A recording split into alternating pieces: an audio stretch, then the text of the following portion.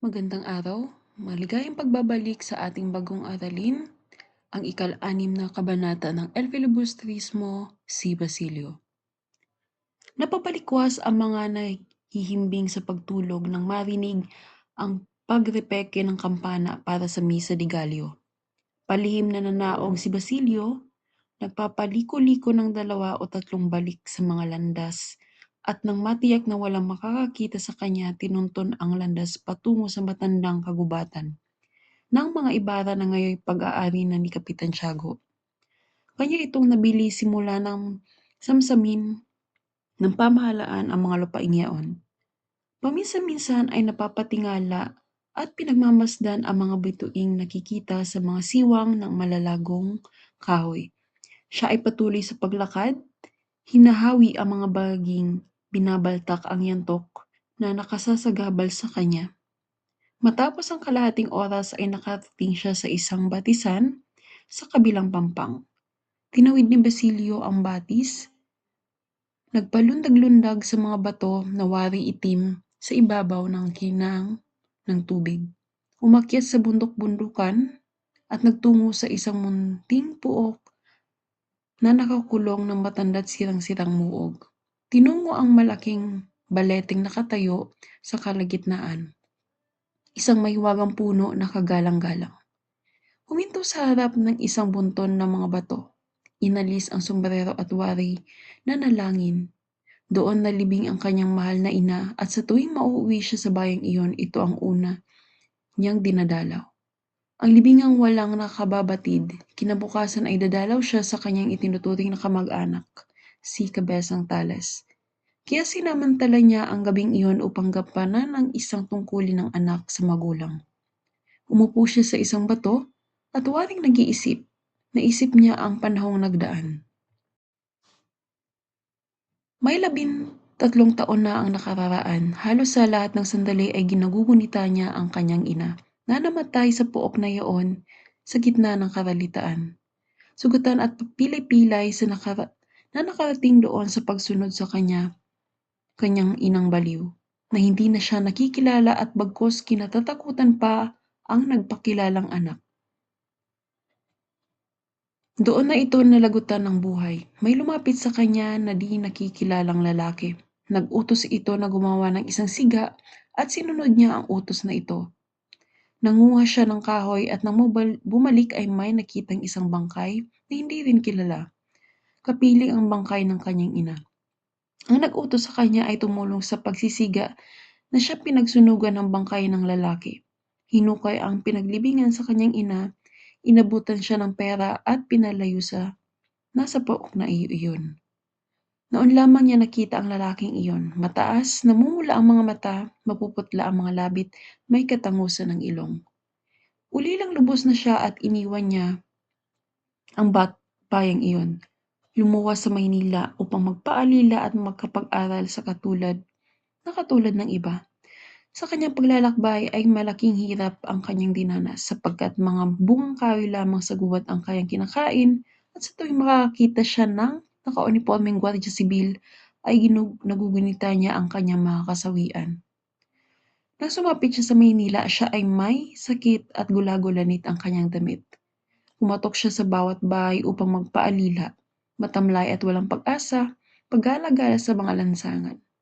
Binalak niyang magpasagasa sa mga bibilis na tumakbong kabayo na may mga hilang karwahe upang matapos na ang kanyang mga paghihirap. Sa kabutiang palad ay nakita niya si Kapitan Tiago na nagdaraang kasama ng tiya Isabel, na nooy galing sa bilyeteryo na kinaroroonan ni Maria Clara. Kilala niya ang mga ito na taga San Diego, at sa katuwaan ay halos ipalagay niyang siya'y nakatagpo ng mga tunay na kababayan. Sinundan niya ang sinasakyan ngunit nawala sa kanyang paningin. Ipinagtanong niya ang tinitirhan.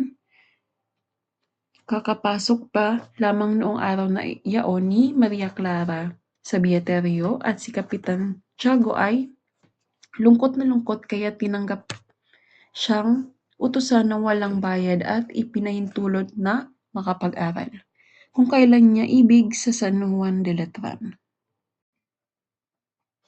Ang unang taon niya sa pag-aaral ay nagdulot sa kanya ng kapaitan.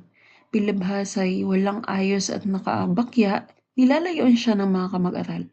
Maging ang kanyang guro na isang Dominiko ay hindi siya tinatanong kailanman at bagkus nakakunot ang noo sa tuwing matatamaan siya ng tingin. Walang narinig na pag-uusap nila ng guro matagi sa pagbasa ng kanyang pangalan at pagsagot naman niya ng adsum na ang ibig sabihin ay naririto po. Ang libingan ng kanyang ina ang pinaghihingan niya ng mga sama ng loob sa tuwing uuwi sa araw ng Pasko. Sa kabila ng lahat ng iyan ay naisa sa ulo pa rin niya ang kanyang mga aralin at walang nakakaligtaan kahit isang kuwit. Maluhating nasagot ni Basilio ang pagsusulit matapos masagot ang isang tanong na inuukol sa kanya na walang pinag-ibhan sa isang makinang, makinang hindi humihinto sa gitna ng halakhakan ng mga nagsisikuha ng pagsusulit. Nagtamo ng notang aprobado, ang siyam niyang kasamaan ay hindi nagtamo ng ganoong kapalaran kaya't uulit sa susunod na taon. Nang sumunod na taon ay binalatuan siya ni Kapitan Tiago nang manalo ng malaki ang alaga nitong tinali. Agad niyang itong ibinili ng sapatos at plietrong sobrero. Dahil dito at sa mga damit na bigay sa kanya ng kanyang amo, na ipinatabas muli at ipinalapat sa kanya ay bumuti-buti ang kanyang ayos. Sa laki ng klase ay kailangang maging labis na makisig upang makatawag ng pansin ng isang propesor. At ang mag-aaral na hindi makapagpakita ng katangiang tulad nito ay mahirap mapansin sa buong taong pag-aaral. Nagbago ang kalagayan ni Basilio nang siya'y nasa pangatlong taon na. Ang naging propesor nila ay isang Dominikong masayahin, palabiro at mapagpatawa sa mga tinuturuan, bagamat tamad sa mga kinagigiliwang mag-aaral. Lamang niya ipinaliliwanag ang aralin at kahit anong sabihin ng mga ito ay tama para sa kanya, kahit na mali.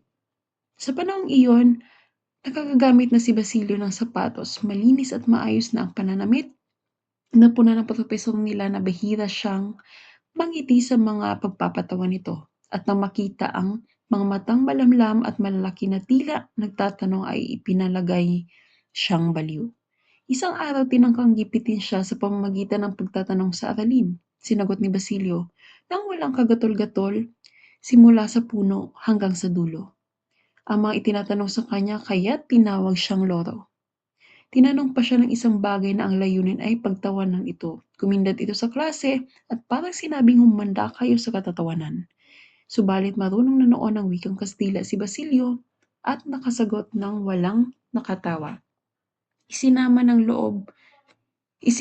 loob ng lahat ang bagay na iyon dahil ang inaasang kamalian ay hindi narinig. Walang napatawa at napahiya ang praile. Sino nga ba ang mag-aakala ang ayos ng Indio na hindi marunong magsapatos at kailan lamang ay tinawag lorong hindi alam ang sinasabi ay makasagot ng tama.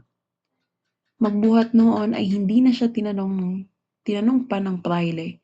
Dahil dito sumama ang loob ni Basilio at binalak ng huminto ng pag-aaral nang mapalipat siya sa ika-4 na taon ng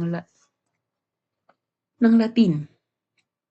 Ang dalawang propesor ni Basilio ay kinagigiliwan ng lahat at ang isa ay makata at kilala na may malayang kaisipan. Isang araw nang samahan niya ang mga koleyala sa pamamasyal ay nagagalit siya ng isang kadete at naging sanhi ng paghahamonan. Tinanggap ng propesor ang hamon at nangakong bibigyan ng mataas na marka ang sino mang lalahok sa labanan ng sable, ang tungkod at siya'y napatanyag si Basilio. Galak na galak ang lahat ng mag-aaral. Magmula noon ay nakilala na siya at kinagiliwan. Dahil sa pagiging masikap niya sa pag-aaral ay nagtamo siya ng mga markang sobresaliente at mga medalya. Sa pagsusumikap na ito ni Basilio at dahil na rin sa pagkamuhi sa mga praile simula ng magbungha si Maria Clara ay inilipat ni Kapitan Tiago si Basilio sa Ateneo Municipal na nooy sikat na sikat. Isang bagong daigdig ang nabuksan, bagong paraan ng pagtuturo ang natuklasan sa paaralang kanyang nilipatan. Hinahangaan niya ang mga paraan ng pagtuturo roon at tunay na pinasasalamatan ang pagmamalasakit ng mga guro. Napapaiyak siya kung naaalala niya ang nakaraang 4 na taon na dahil sa kakapusan ng pera ay hindi siya nakapasok doon. Kinakailangang magsikap siyang mabuti ay sa pag-aaral upang mapantayan ang mga nauna sa kanyang roong mag-aaral at nasabi niya sa sarili na noon lamang taong iyon ay natutunan niya ang 5 taon sa mataas na paaralan. Nagtapos siya ng pagkabatsilyer sa gitna ng kagalakan ng kanyang mga propesor at sa paglilitis ay ipinagmalaki siya sa harap ng mga hahatol na Dominiko na ipinapunta roon upang magtanong. Isa sa mga ito ang nagtanong kung saan siya nag-aral ng Latin. Sa San Juan de Letran po, Padre, ang sagot ni Basilio. Dahil sa hiling medisina ang kinuhang kurso ni Basilio, ibig sana ni Kapitan Tiago ay abogasya ang kanyang kunin upang magkaroon ng abogado na hindi na binabayaran. Pumayag na rin si Kapitan Tiago ng medisina sapagkat naalaala niyang ang mga mag-aaral ng medisina ay naglalamutak ng mga bangkay. Malaon siyang humahanap ng isang lason na mailalagay sa tari ng kanyang mga manok at ang pinakamabuting nalalaman niya ay ang dugo ng isang intsik na namatay sa sipilis.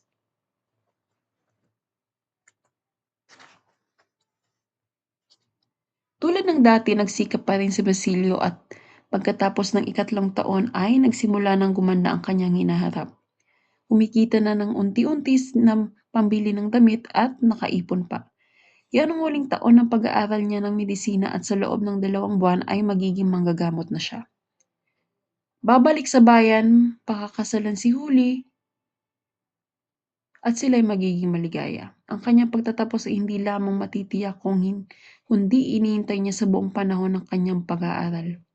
Siya ang bibigkas ng pasasalamat sa araw ng pagtatapos. Parang nararamdaman niya na siya'y nasa gitna ng auditorium ng universidad sa harap ng lahat ng propesor, hinahangaan at tinitingnan ng lahat. Lahat ng ulog yaon, mga bantog sa karunungan sa Maynila, nangakalubog halos sa iba't ibang kulay nilang moseta. Ang lahat ng babaeng dumalo sangad na makapanood lamang na noong sinundang mga taon ay hindi man siya napuna. Ang lahat ng mga ginong iyon na noong siya'y bata ay muntik ng pagulungan sa karawaling sinasakyan. Siya'y pakikinggan sa kanyang sinasabing o sasabing magagandang bagay na hindi pa nila naririnig. Lilimutin niya ang kanyang sarili upang bigyan pansin ang mga dukhang mag-aaral sa hinaharap at siyang landas na daraanan niya sa pag-akyat sa mataas na lipunan. At para sa buod ng ika-6 ng kabanata ng El Filibusterismo si Basilio. Binisita ni Basilio ang libingan ng ina sa gubat.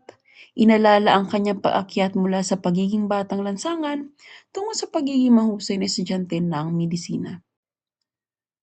Hanggang dito na lamang ang ating talakayan para sa ika-6 na kabanata ng El Filibusterismo si Basilio. Maraming salamat sa pakikinig at hanggang sa muling bagong aralin, magkita muli tayo sa susunod na pag-aaral. Huwag kalimutang mag-like, share, and subscribe. Maraming salamat po.